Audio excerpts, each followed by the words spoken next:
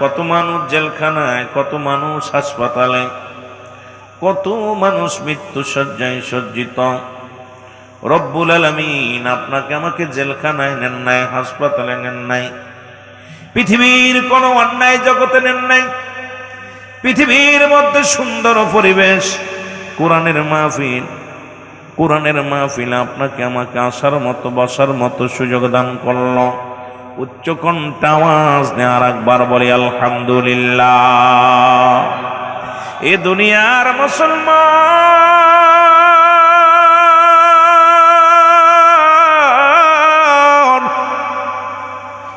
বান্দা যখন রিয়াজুল জান্নাহ বেহেশতের বাগানে, এই বাগানের দিকে রওনা হয়ে গেছে, প্রতিটা কদমে কদমে আমার আল্লাহ রাব্বুল আলামিন আপনার আমার জীবনের সগীরা গুনাহগুলো মাফ করে দিছে। জোরে বলেন মারহাবা।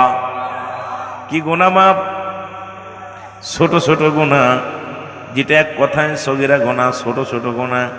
আমরা যেটা বুঝি ছোট গুনাহ আর বড় গুনাহ, ছোট গুনাহগুলো রব্বে কারীম মাফ করে দিছে। বান্দা, তুমি যখন জান্নাতের বাগানের দিকে রওনা হয়ে যাও, ও বন্ধু, শুধু জান্নাতের বাগানে রওনা দেওয়ার কারণে যদি সগীরা গুনাহ মাফ হয়ে যায়, আমরা পদে পদে করছি কবিরা গুনাহ, নামাজ ছেড়ে দেয়া কবিরা গুনাহ, মিথ্যা বলা কবিরা গুনাহ, আমরা নামাজ পড়ি কি পড়ি না?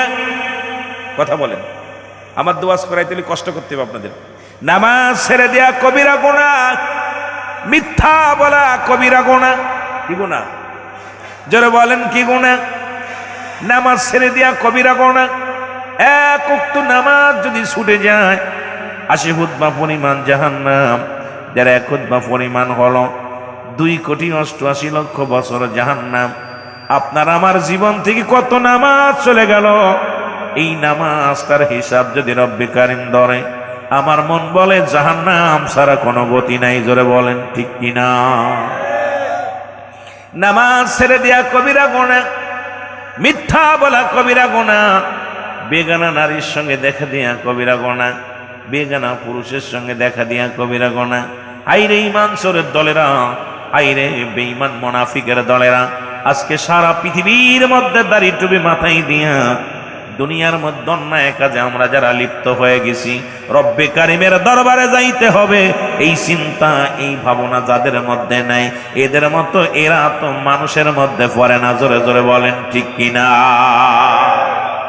যাদের সঙ্গে দেখা দিয়ে যায় তাদের সঙ্গে বিয়ে করা হারাম, যাদের সঙ্গে দেখা দিয়ে যায় তাদের সঙ্গে বিয়ে করা হারাম, যাদের সঙ্গে দেখা দেয়া হারাম তাদের সঙ্গে বিয়ে করা যায়। শরীয়তের এই মাসলা অনুযায়ী যদি সমাজ যদি চলে, রাষ্ট্র যদি চলে, আমার দেশের অসংখ্য উলামা একরাম ধরা পড়ে যাবে, আমার দেশের অসংখ্য আলেম উলামা ধরা পড়ে যাবে। কারণ মুসলমান আজকে বেগানা নারী নিয়ে চাকরি করো, বেগানা নারীর সঙ্গে অফিস আদালত করো, এই মাসালা যদি তুমি জানো, এই মাসালা যদি জেনে তুমি এই অন্যায় পথে লিপ্ত হও, খোদার কসম, খোদার কসম, আল্লাহর আদালতে ধরা পড়ে যেতে হবে। জোরে জোরে বলেন ঠিক কিনা? গুনাহ এত পরিমাণ গুনাহ, তুমি সাউন্ডটা বাড়ায় রাখো, দরকার নেই, যেরাম একটু খালি বাড়ায় রাখো। বলতেছিলাম যে কথাগুলো বলি দিলের কান্ডা লাগা শোনো, যে কথাগুলো বলি এই গুনাহগুলো মাফের দরকার আছে কি না? জোরে বলেন আছে, আরো জোরে বলেন আসেনি। আল্লামা কুতুবী রাহমাতুল্লাহ বয়ান করে, দুনিয়ার মানুষ শোনো, হাজার গুনাহ করেছো, এই আসমান থেকে জমিন পর্যন্ত খালি জায়গা পরিমাণ সব জায়গায় গুনাহ করে ভরপুর করে ফেলেছ। বান্দা যখন কবরের ভয়, বান্দার দিলে যখন অন্তরে যখন মরণের ভয় চেপে যায়, বান্দা যখন ওই মরণের ভয়ে খাস্তওবা করে আল্লাহ বলে ডাক দেয়, রব্বে কারীম বান্দার জীবনের সমস্ত গুনাহগুলো মাফ করে দেয়। জোরে বলেন সুবহানাল্লাহ। আরে আল্লাহ তো জান্নাত বানাইলো, জাহান্নাম বানাইলো, আদর করে মানুষ বানাইলো, পৃথিবীর মধ্যে ভালোবেসে আপনাকে আমাকে বানাইলো, জাহান্নামে দেওয়ার জন্য নয়, জান্নাতে দেওয়ার জন্য। ঠিক কিনা? জান্নাতে দেওয়ার জন্য। আর জান্নাতে যদি যেতে হয়, ও যুবক, জান্নাতে যদি যেতে হয় খোদা তাআলার ইবাদত বন্দেগী করা লাগবে। কারণ কিয়ামত পর্যন্ত আর কোনো নবী আসবে না, কিয়ামত পর্যন্ত নবীদের দরজা বন্ধ, কিয়ামত পর্যন্ত তওবার দরজা খোলা। এই জন্য বেশি বেশি তওবা করবেন, বেশি বেশি চোখের পানি ছেড়ে কাঁদবেন। রব্বে কারীম যেন আপনার আমার জীবনের গুনাহগুলো মাফ করে দেয়। জোরে জোরে চিল্লায় বলা যাবে না মারহাবা। একটু মহব্বতের সঙ্গে দুরূদ শরীফ পড়েন আল্লাহুম্মা। বাজান একটু আগে আগে বসেন, এখনো সময় আছে, আগে বসেন না।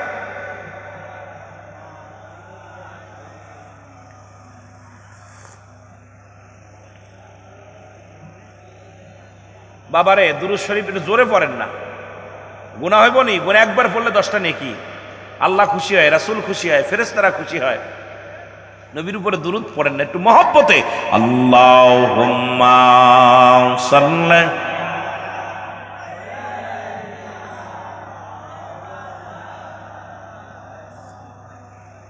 ওয়ালা আলি সাইয়্যিদিনা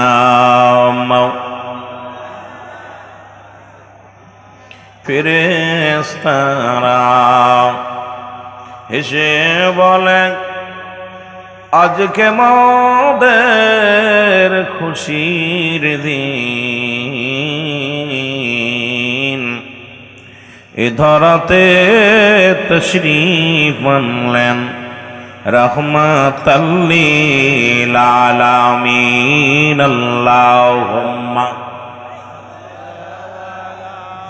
সাইয়্যিদিনা মাওলানা মুহাম্মদ ওয়া আলা আলি সাইয়্যিদিনা।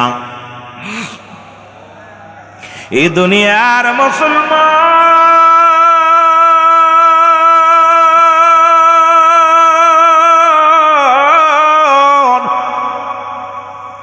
পৃথিবীর মধ্যে কুরআনুল কারীম এ মানব জাতির একমাত্র পথ দেখানোর জন্য রব্বে কারীম এই দুনিয়ার মধ্যে কুরআনুল কারীম পাঠাইলেন, যার মধ্যে কোনো ভুল নাই, যার মধ্যে কোনো মুসলমান ভেজাল নাই। যেটা আমার আল্লাহ বলেন, আমার সাথে বলেন না, জালিকাল কিতাবু লা রাইবা ফীহি। জোরে বলো আল্লাহু আকবার। আল্লাহ বলে এটার মধ্যে কোনো সন্দেহ নাই। কি নাই? জোরে বলেন, কোনো সন্দেহ নাই। আসেনি?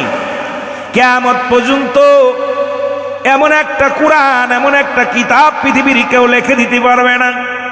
পৃথিবীর মধ্যে কুরআনের একটা আয়াত, কুরআনের একটা সূরা সারা পৃথিবী উল্টে যাবে। পৃথিবীর কোনো মানুষের এই ক্ষমতা দেন নাই যে এই কোরআনের একটা আয়াত লিখে দাও, কোরআনের আয়াত একটা লেখ বানায়া দাও।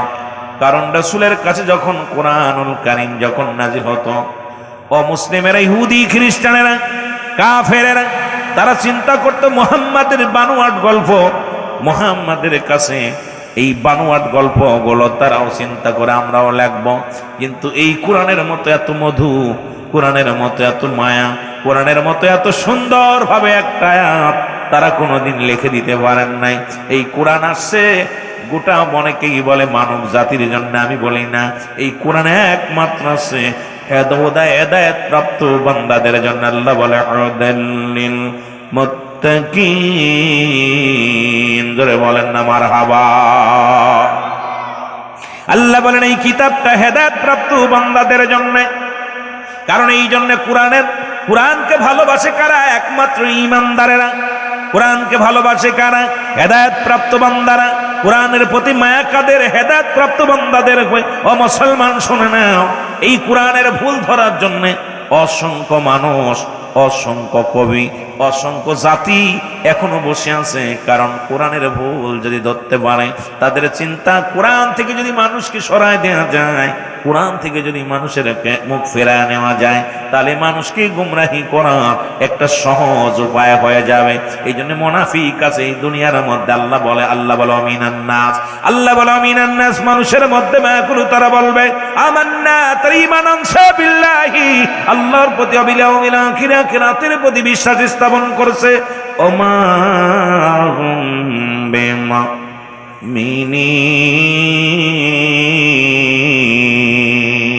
আল্লাহ বলে হাবিব আপনার কদমের মধ্যে একদল মানুষ যাবে, তারা বলবে আমরা ইমানদার, আমরা মুত্তাকিন, আমরা মুমিন, আমরা আল্লাহওয়ালা।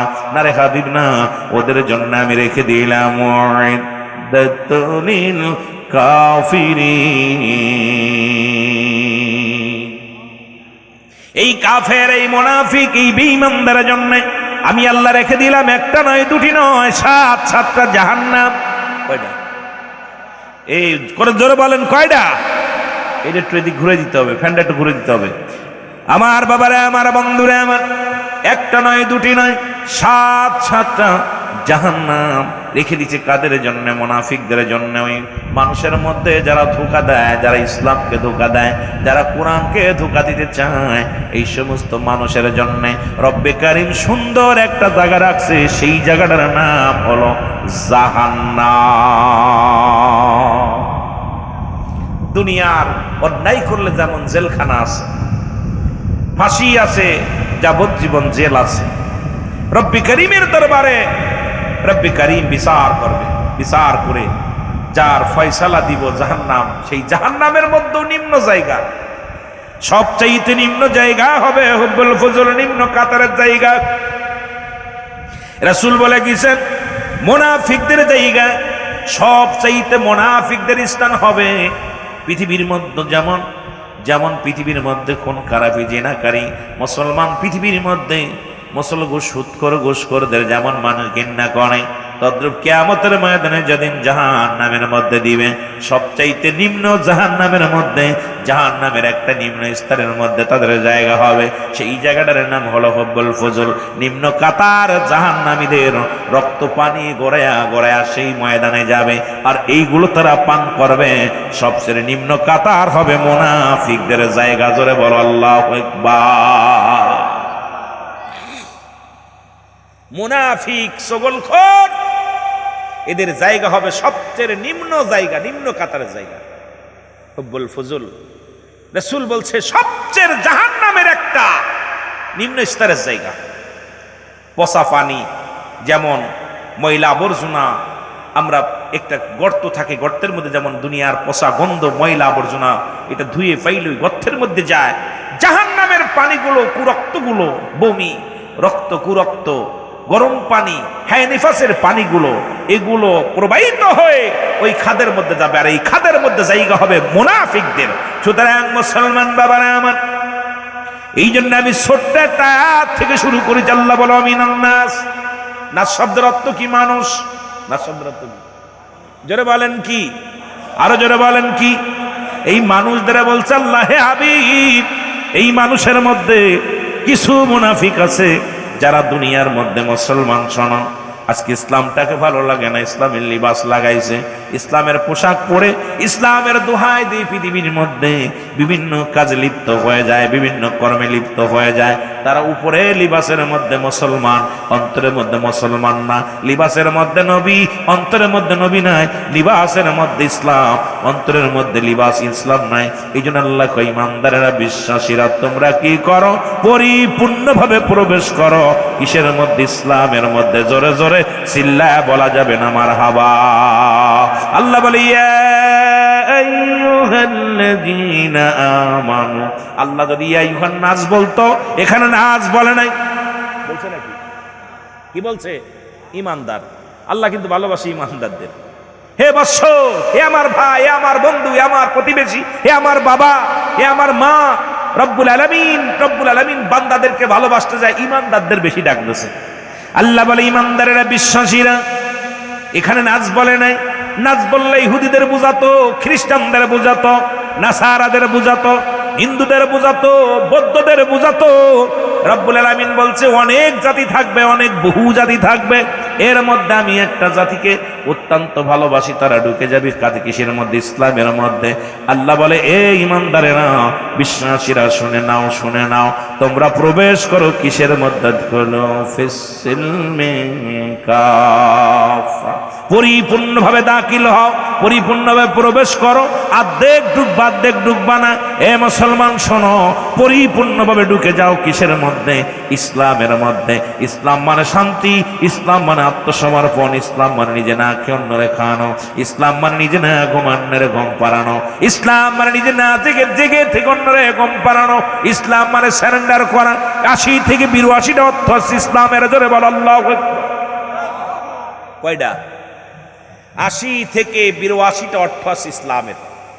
এখন ইসলামের মধ্যে ঢুকবে ইমানদার, কোন ধোঁকাবাজ না, কোন বেঈমান না, কোন মুনাফিক না, কোন মানুষের বাচ্চা না।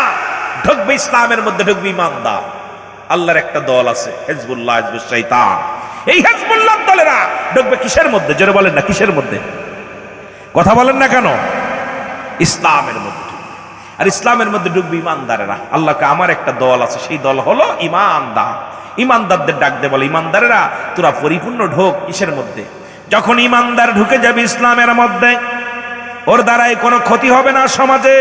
ও চেয়ারের চিন্তা করবে না, সমাজের চিন্তা করবে, গদির চিন্তা করবে না, মুসলমান সমাজের চিন্তা করবে। ও মুসলমান শোনো, এই দুনিয়ার মধ্যে তার ভিতরে লোভ লালসা থাকবে না, তার ভিতরে দুনিয়ার কোনো লালসা থাকবে না। এই দুনিয়ার মধ্যে যারা ইসলামের মধ্যে ঢুকছে, এই দুনিয়ার মধ্যে তারা দুনিয়া করতে পারবে না, আল্লাহমুখী হয়ে যাবে। তাদের চিন্তাধারা সব সময় আল্লাহর দিকে, পৃথিবীর মধ্যে সব ছেড়ে দিবে। দুনিয়ার এই আবর্জনা, দুনিয়ার জঙ্গল, যেমন মুসল ছেড়ে দিয়েছিল ইব্রাহিম আদম যখন আল্লাহকে পাওয়ার জন্য ইসলামের মধ্যে প্রবেশ করলেন, দুনিয়ার রাজত্ব ছেড়ে দিয়ে জঙ্গলে বাসা বানাইলেন, কারণ দুনিয়া যেন তারে ধরতে না পারে। রাসূল বলছে, বাল হুয়া কিলাফ, এই দুনিয়াটা পচা, দুর্গন্ধ, মরি। মানুষের চরিত্র হলো কুকুরের চরিত্র। এই দুনিয়ার পিছে যখন কোনো মানুষ পড়ে যাবে রে, এই দুনিয়ায় মানুষকে জাহান্নামের দিকে নিয়ে যাবে। আর যে ব্যক্তি দুনিয়া ছেড়ে দিয়ে আখিরাতমুখী হয়ে যাবে, দুনিয়া তারে ধরবে। মুসলমান শুনে নাও, এই দুনিয়া রব্বুল আলামিন তারে দান করবে। দুনিয়ার সঞ্চয়, দুনিয়ার ধন সম্পদ, দুনিয়ার সৌন্দর্য, দুনিয়ার যত বালাখানা, সব কিছু আমার রব্বে কারীম ওই বান্দারে দান করবে। জোরে জোরে বলেন মারহাবা। দুনিয়া ছেড়ে দিতে হবে, দুনিয়া আপনাকে ধরবে। আখিরাতের দিকে অগ্রসর হন, আল্লাহ দুনিয়া দিয়ে দিবে। আর যারা দুনিয়া নিয়ে ব্যস্ত, বাল্লাহুয়া খিলাফ।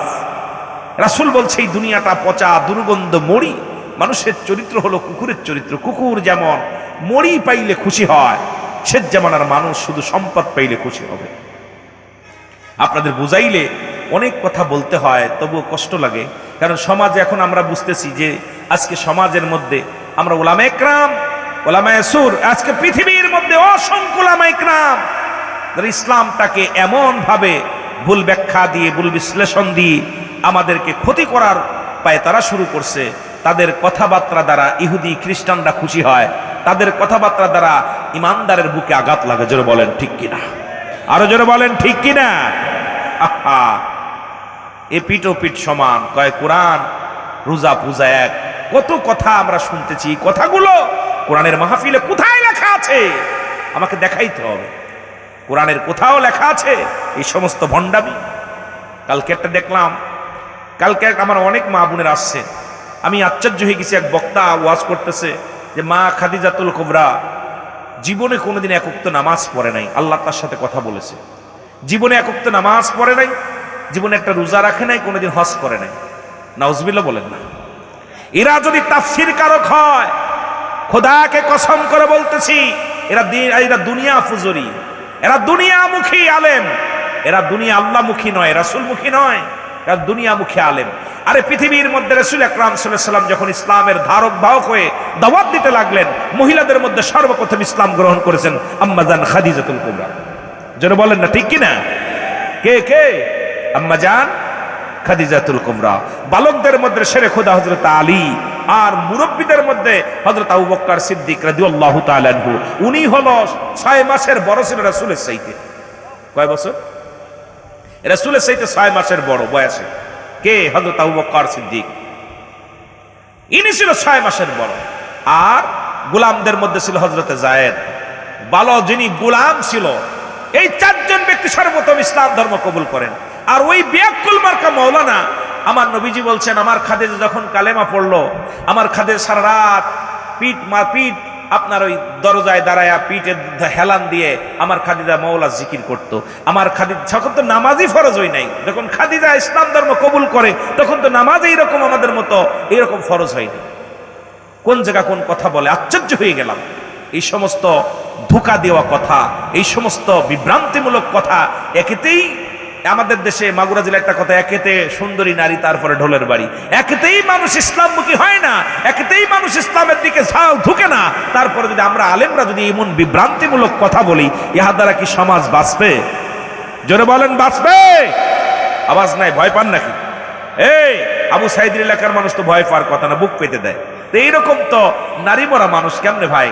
উনি তো প্রমাণ করে দিয়ে গেছে বীর কেমন, পুরুষ কেমন মরতে হয়, পুরুষ কেমন জীবন দিতে হয়। আবু সাইদ ভাই তো দেখায়া দিছে। তাহলে আপনারা বীরের মতো সত্য কথা বলবেন, ভয় কিসের? যেতে হবে না ভাই, সিন্ধুকের মধ্যে থাকলেও মরণ হবে। জোরে বলেন ঠিক কিনা? জোরে বলেন ঠিক কিনা? না বেঁচে থাকবেন? কে কে মরবেন না একটু হাত উঠান দি। মরবেন না? আমি দেখছেন, আমি বললাম না আমার কথায় কিছু হয়তো ভেজাল বাঁধবে, কেন আমার ভাষা তো আপনাদের ভাষার লগে মিল নেই। আমাদের সকলেরই মরণ আছে। জোরে বলেন ঠিক কিনা? আরো জোরে বলেন ঠিক কিনা? আল্লাহ কবুল করো। জোরে বলেন আমিন। আরো জোরে বলেন আমিন। মহব্বতের সহিত দুরূদ শরীফ পড়েন আল্লাহুম্মা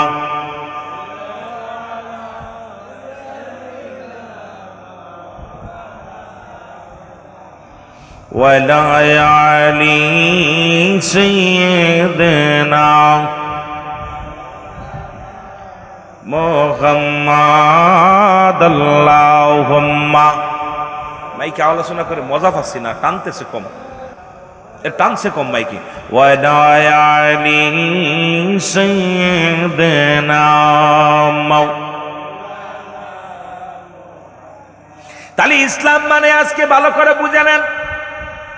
ডকবে কারা? ইমানদারেরা। এখন ইমানদারদের কারা? ইমানদার কারা?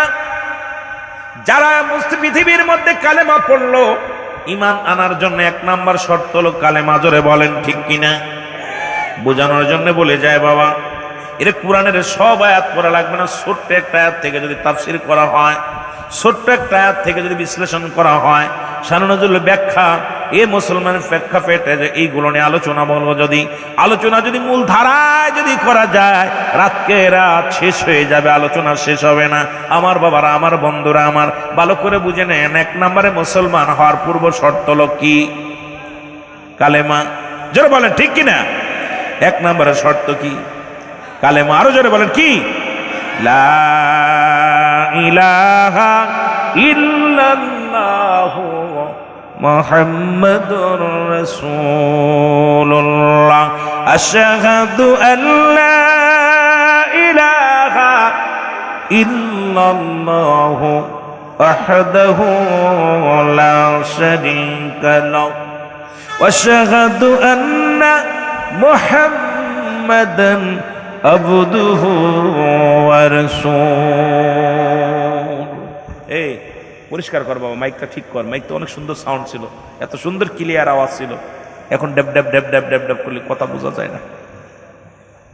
যে কথা বলতেছিলাম, মুসলমান গভীর মনোযোগ। 1 নম্বরে কালেমা, 2 নম্বরে নামাজ, ঠিক কিনা? তাহলে মুমিন হতে হলে, ইসলাম বা যদি ঠিক রাখতে হলে 1 নম্বরে কালেমা পড়ছো, নামাজ লাগবে কি লাগবে না? যেটা বলেন লাগবে কি লাগবে না? কালেমা, নামাজ, রোজা, হজ, যাকাত কাদের জন্যে? যেটা বলেন কাদের জন্যে? ইহুদিদের জন্যে, খ্রিস্টানদের জন্যে, অমুসলমান বৌদ্ধদের জন্যে, হিন্দুদের জন্যে। পৃথিবীর মধ্যেই 4টা। হিন্দুদের জন্য লাগবে যদি ঈমান এনে থাকে, বৌদ্ধদের জন্য লাগবে যদি ঈমান এনে থাকে, নাসারাদের জন্য লাগবে যদি ঈমান এনে থাকে। কারণ যখনই পড়েছে কালেমা, সঙ্গে সঙ্গে তার জন্য নামাজ ফরজ হয়ে গেছে। জোরে বলেন ঠিক কিনা? যখনই সে ঈমান আনছে তখন তার উপরে চেপে পড়বে। সে তার বৌদ্ধ থাকবে না, খ্রিস্টান থাকবে না, নাসারা থাকবে না, ইহুদি থাকবে না, সে হবে ইমানদার। জোরে বলেন ঠিক কিনা? আরো জোরে বলেন ঠিক কিনা? সুতরাং যুবক বন্ধুরা আমার, রব্বুল আলামিন আপনাকে কেমন সুন্দর বিধান দিলেন। ও যুবক, দিলের কান্ডা লাগা শোনো, রাসূলুল্লাহর কাছে 1 নাম্বার প্রিয় ছিল নামাজ। 1 নাম্বার প্রিয় ছিল কি? আর যারা নবীরে ভালোবাসেন একটু হাত তুলে দেখান, নবীর প্রতি ভালোবাসা আছে কার কার? সবার ভালোবাসা আছে, জোরে বলেন মারহাবা। নবীর কাছে 1 নাম্বার প্রিয় ছিল নামাজ। নবীর সাহাবীদের কাছেও ছিল 1 নাম্বার নামাজ। নবীর বিবিদের কাছেও ছিল 1 নাম্বার নামাজ। নবীর সাহাবী, নবীর উম্মতের কাছেও 1 নাম্বার হওয়ার দরকার কি? আর একটু জোরে বলেন 1 নাম্বার হওয়ার দরকার কি? আওয়াজ কিন্তু জোর হয় নাই। নবীর কাছে যদি প্রিয় হয় নামাজ, আপনার কাছে কি হওয়ার দরকার? রাসূলুল্লাহর কাছে 1 নাম্বার প্রিয় ছিল নামাজ। ও যুবক, নবীর সাহাবীদের কাছেও ছিল 1 নাম্বার নামাজ, তবে তাবিদের কাছেও 1 নাম্বার নামাজ। আমার বাবারা আমার, যেহেতু আমরা নবীর উম্মত, আমাদের কাছেও 1 নাম্বার প্রিয় হওয়া দরকার নামাজ। ঠিক কিনা? ঠিক কিনা? 2 নাম্বার রাসূলুল্লাহর কাছে প্রিয় ছিল তার উম্মতগণ। কি জোরে বলেন? তার উম্মতগণ। 2 নাম্বার প্রিয় ছিল তার উম্মতগণ। পৃথিবীর মধ্যে নবীজি নিজের জীবনের চাইতে উম্মতদের ভালোবাসতেন। তার প্রমাণ তায়েফের জমিন। যখন তায়েফের লোকেরা, বনু সাকিব গোত্রের লোকেরা নবীকে যখন আক্রমণ করলেন, রাসূলুল্লাহর গায়ে পাথর ছুঁড়ে মারলেন। আমার নবীজি পাথরের আঘাত খায় আর জমিনের মধ্যে পড়ে যায়, বেহুশ হয়ে পড়ে যায়। কাফেরেরা, ও মুসলমান শোনো না, তায়েফের জমিনের মধ্যে পাথরের আঘাতগুলো বাড়ে।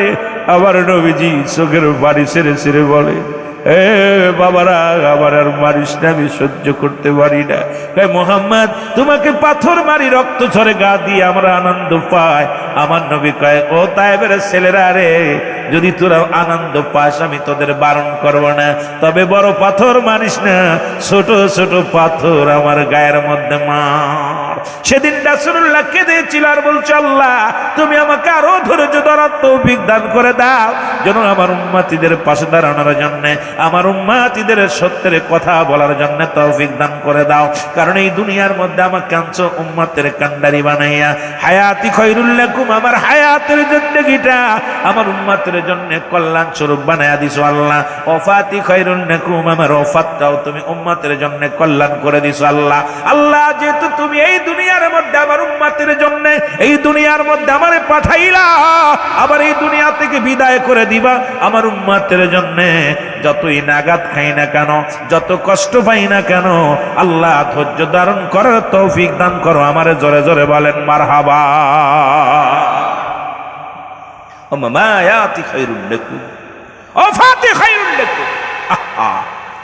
রাসূলের কথাগুলো বলতে গেলে, ইসলামের কথাগুলো বলতে গেলে কত কষ্টর কথা।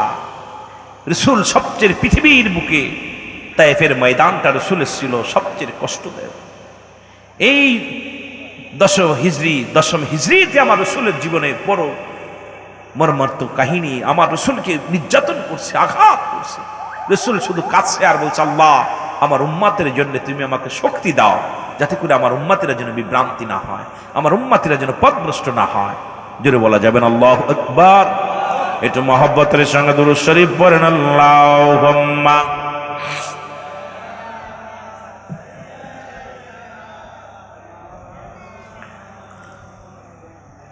ওয়ালা আলি সাইয়্যিদিনা। এই মাইকে সাউন্ড নাই, সাউন্ডটা টোন দিতে বলছি, টোনটা বাড়াই ঠিক মারো। ওয়ালা আলি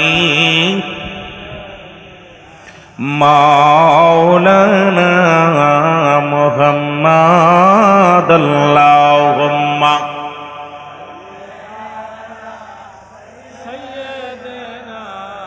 মাওলানা মুহাম্মাদ আলা সাইয়্যিদিনা। এ দুনিয়ার মুসলমান,